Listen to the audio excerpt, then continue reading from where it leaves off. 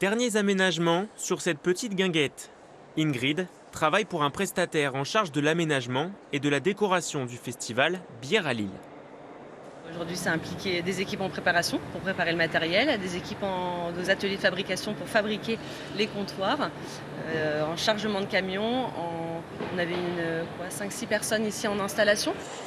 Des événements publics qui reprennent, un vrai soulagement pour toute une filière, mais aussi un défi dans le contexte actuel. Il y a 115 exposants, 12 000 personnes qui sont attendues sur le week-end. Du coup, ça veut dire des flux, il y a du contrôle sanitaire, il y a du contrôle Vigipirate. Ça fait quand même beaucoup d'éléments qui, au final, sont des petits freins qu'on a dû lever au fur et à mesure. La dégustation devait se faire assise. Finalement, on peut la faire avec les nouvelles normes relâchées un petit peu plus récemment debout.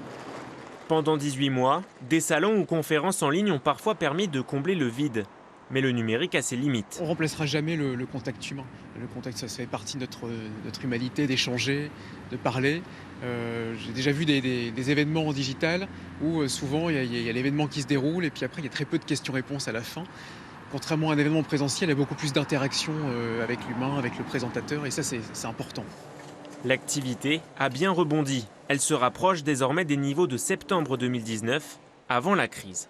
Tout ce qui ne s'est pas fait va se faire dans les 3-4 mois, donc la fin d'année va être riche. L'année 2022, elle est aussi prometteuse parce que là, ça sera plutôt les gros congrès internationaux quand les frontières vont s'ouvrir.